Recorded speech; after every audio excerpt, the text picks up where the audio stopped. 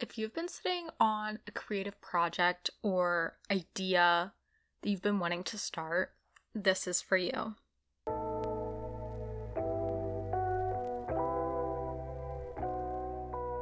And TBH, starting is scary.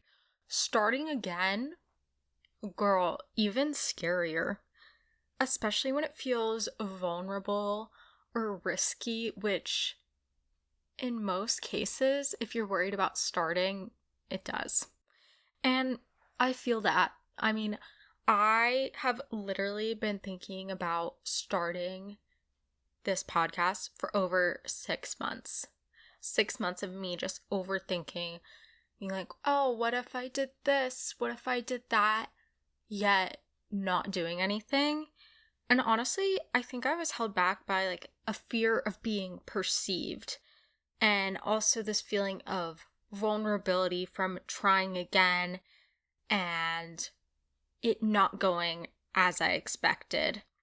And also, I just wasn't giving this project that I was thinking about so much really any focus and just kept pushing it to the side. If you're wanting to start and do the thing, as you can see, I am actively doing the thing. Let's just go through some mindset reframes to help you get there, whether you're someone who's starting fresh or starting again. Before we get into it, make sure to subscribe to the podcast so you don't miss out on any future episodes. We need to address the weight and pressure of starting.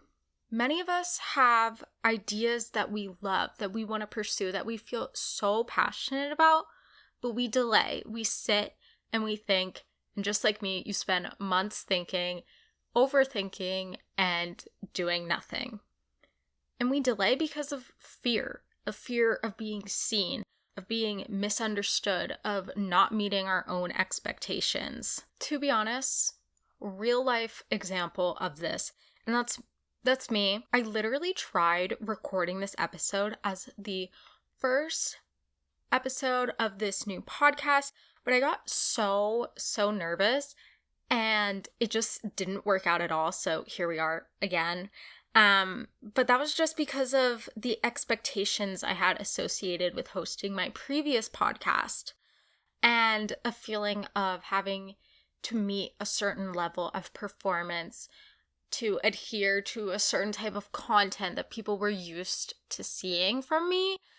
And I really felt that pressure build, and it kind of suppressed my ability to actually do anything productively. But we're trying again, so hopefully this time will go better. And honestly, I think a lot of people have this fear of not being able to match their previous work or past success or whatever, thinking, oh, well, that must have just been a fluke, or that was just because of these were the circumstances, but now the circumstances are different. It's not because I actually did it. And I find myself thinking this a lot. Like when I think back to my previous podcast, I think, oh, well, it only did well because it was during COVID and everyone was on their phones and everyone was listening to podcasts, and really invalidating the work that I put into it and like the effort that I did, and then thinking, oh, well, it's not COVID now. People are so busy. There's an overload of content. This might not do as well. I think this is something that a lot of people feel when they're pivoting or just evolving creatively, or in general is just that fear of not matching what you've already did. And that's super valid, but it can totally hold you back. Like I said, me, for 6 months. But here's the thing. Creative longing can't be ignored. Like I said, I had been thinking about this for over 6 months, and it just kept nagging at me. And I kept thinking, what if? What if? It was the thing that I couldn't stop thinking about starting, and it just kept popping up despite me saying, oh, I don't want to do this for fear of being on the internet again. Oh my God, scary. But here we are. For me, it was this feeling of a pull to speak, a desire to share, to reconnect with my voice and really get back into my creative side, as I had felt like I wasn't doing that necessarily, and I could feel that missing, and I just wanted to tap back into it. I also recently watched this TED Talk. It was called Why You Need to Make Art with Amy McNee, and she really helped me reframe my mindset of sharing creative work and really actually doing the thing. And she says, your art is the antidote to so many people's pain, yet you keep it to yourself. And this really hit for me just because I know previously with the other podcast that I did, it did help a lot of people. And I was able to provide support for so many people. But this fear of being perceived has held me back. And it's really a feeling of like a push and pull of, am I really so afraid of being judged that I would rather not be judged, not do anything, but have someone suffer because of that? And honestly, the answer was no, and it felt selfish just keeping it all to myself, keeping it in the notes app. This really helped me reframe the fear of being judged as an act of choosing others over self-expression, and really asking, is this what you really want? And another thing, if you're someone who is like, Carmen, it's just not the right time. I'm so busy. My job is too much. School is too much. I don't have the time. You're waiting for the right moment. This is your sign that this is the right moment. So many of us wait for an aha clarity moment, for the confidence, for perfect conditions before we start something. But that doesn't really happen unless you make those things happen. Like you just waiting for clarity or you just waiting to feel better about a certain project. Maybe it'll happen, but that's not reliant. What you can rely on is your own actions. In the article, How to Start Doing Something Instead of Saying You Will Do Something by Chic Girl Moment, she says, in our heads, we have a lot of ideas, plans, and dreams waiting to be realized. But too often we wait for a better moment, for motivation, for another Monday. We say what we would like to do. We plan, we tell how it'll be, and nothing comes of it. Until we take action, our words have no power. Even the smallest step is worth more than the most beautiful declarations. If you really want to change something, start now. Not tomorrow, not later, now. Because motivation comes and goes, and consistent action is the only way to get there. The greatest power will always be the present, because it is the present that is made up of the smaller steps that prove to you you are capable of achieving something. By doing so, the future can change. So if you're waiting for the sign, start. And like she said, it's your small steps, it's the actions you take that determine the future. If you're expecting change and you're wanting to do something different, but your actions stay the same, nothing is going to come of it. And just waiting for a better moment might not come. The moment is now. And that was something that I really had to realize, especially thinking, oh, well, I'm in school, I have a job. But it's like, when am I not going to be busy? I'm always someone that's doing things and that has a lot of projects. And you need to make that time. If a project is really important to you, if you really want to do something, you need to make the time, carve out the time, just like how you need to prioritize your rest and make the time. It's not just magically going to fall into your lap. And when we start waiting and start moving, there's a few things that happen. The first is that you're going to build momentum and gain that clarity that you've been looking for. Waiting, as we pretty much all know leads to overthinking, self-doubt, comparison of someone who started and is already 2 years ahead of you and is where you want to be and is doing the thing, and you think, why didn't I just start? Why didn't I do that? But the thing is, taking that first step makes the next ones feel less scary. The more you try, even if it's just a small little step. For me, if it was just in the case of restarting a podcast, it was, okay, what do I want to talk about? Who do I want to be talking to? And really looking at those things. Or what are some podcasts that inspire me? Those are small steps. I'm not saying I'm going to sit down and record an entire season right now. No, you need to take the small baby steps to make the next ones less scary and seem more approachable. Another thing that happens is that you step away from this perfectionist mindset and realize that things don't need to be hyper polished to be shared. I was recently watching a video from Julia Broom who talks all about social media content. And she was saying the thing that often gets in the way of creators and business founders is that you're so hyper-focused on aesthetic, on how things look, on how things appear, and focusing on the nitty-gritty details instead of just the things that actually matter. And that's your consistency. That's focusing on actually building a connection with people. It's, are you offering content that is helpful, that has value? And those are the things that you should focus on. If you can just try that, even if it's just at an 80% of what you're hoping it'll be, the more you do it, the better you will get at something. I am not someone who's going to claim that everything I do is 100% the absolute best thing that I'm doing, the absolute best that I'm putting out there. But the thing is, I'm putting it out there and I'm sharing, and right now, that's enough. The third thing that happens when you start actually doing something is that you reclaim your agency. You're no longer waiting for permission or certainty. You're doing the thing, and that gives you your power back. You're not waiting for someone else to tell you, okay, this is the right moment. Here, go ahead.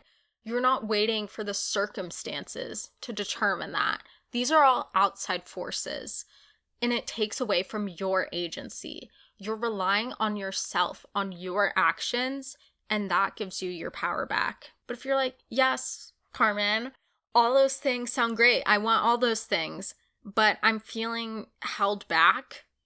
Totally get it. Here are some things that might be holding you back and things that definitely held me back and continue to do so. I will say it is a constant struggle.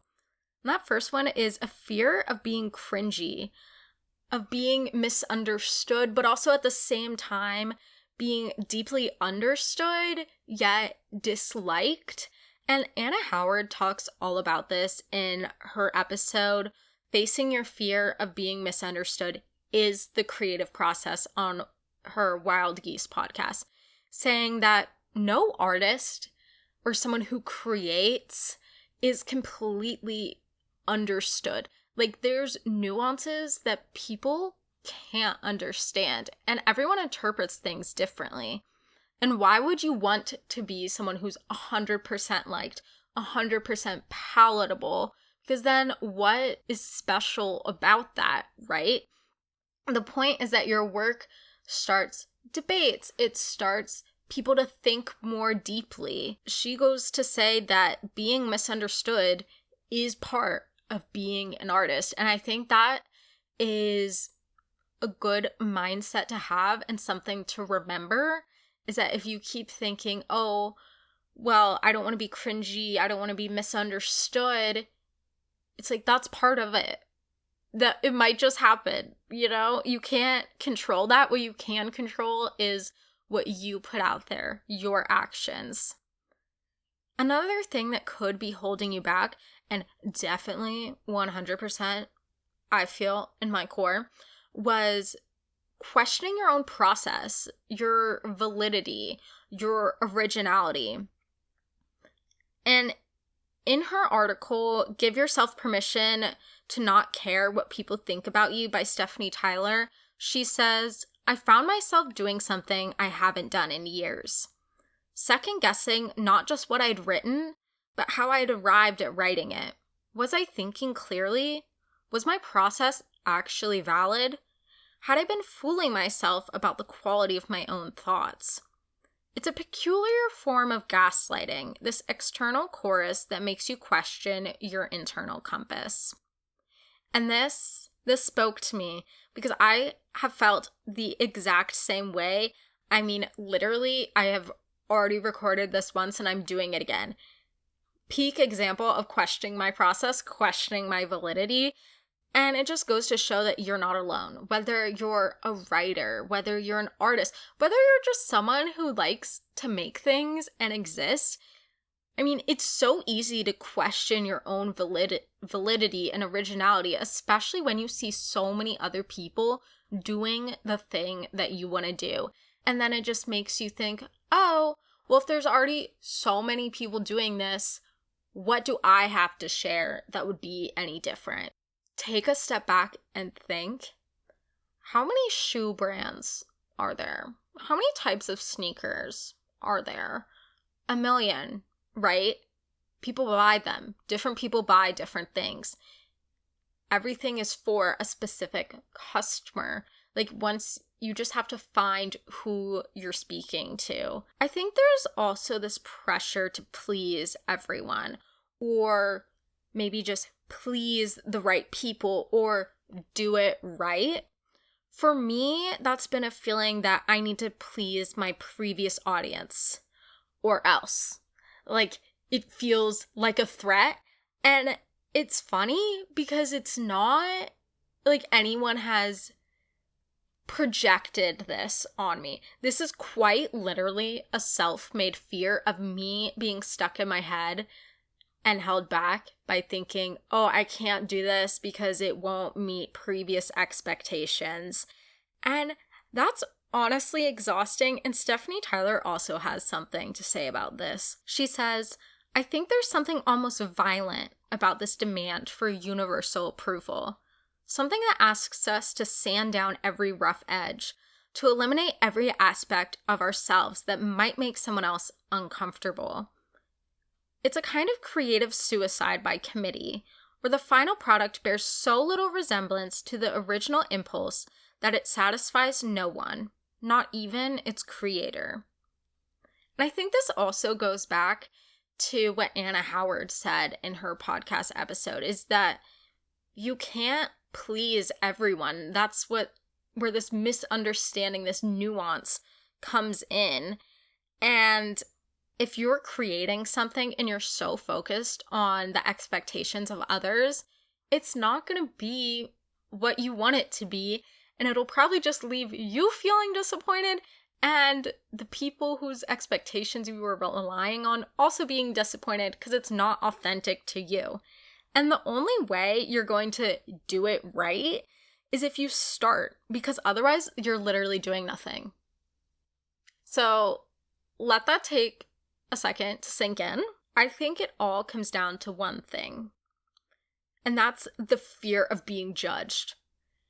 Like, literally the culprit of everything. And there's this idea of choosing self-protection versus self-expression.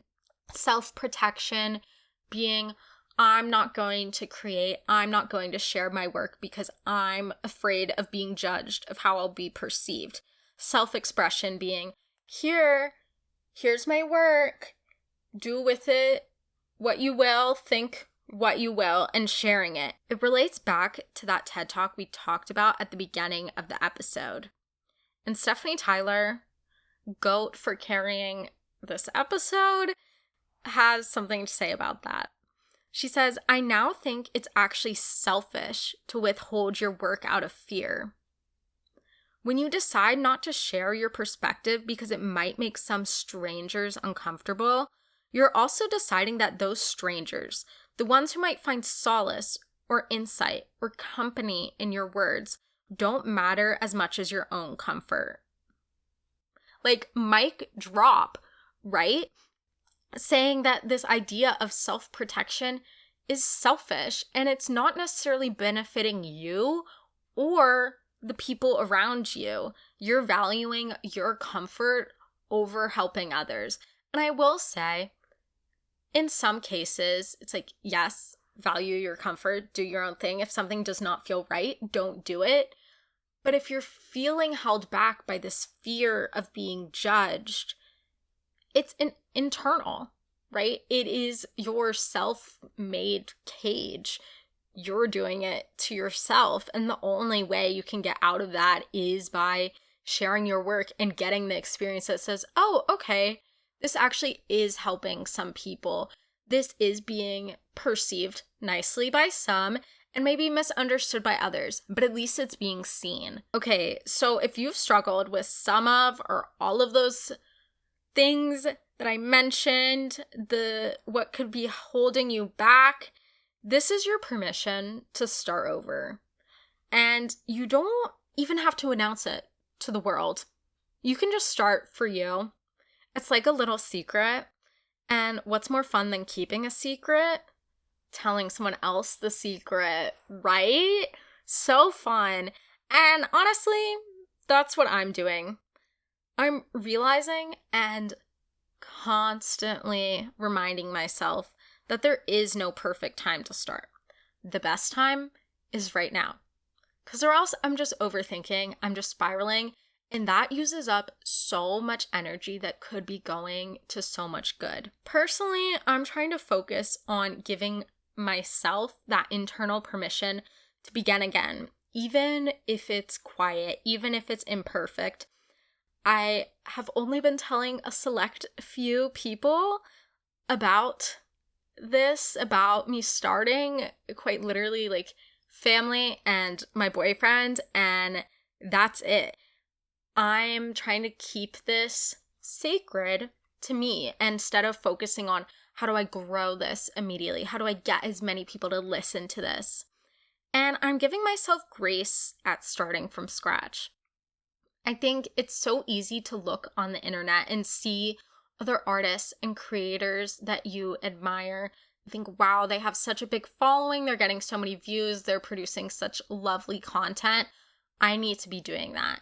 And then when you look at yourself, you're at square one and it doesn't look similar at all. But you can't compare your start to someone else's middle. And it's so easy to do that on the internet, but just try to keep that in mind. People have already been going through this process of trial and error and starting again and again. So when you see where they are and everything's perfect, you don't see that story behind it. And I really want you to do the same. Give yourself permission to start, okay? Don't wait for anyone else to give you that permission, for the circumstances. This is up to you. This relies on your action. And maybe try and take one small step today. Even if that's just changing your mindset and realizing there is no perfect time to start, so I might as well just start now. That's a step. That is retraining your brain and letting yourself know this is okay, this is safe. If you want to stay updated with how I'm starting, make sure that you're subscribed to the pod and leave a rating and review if you enjoyed this week's episode. Also, let me know what a project is that you're wanting to start or that you're working on starting. And I'll see you next week. Bye!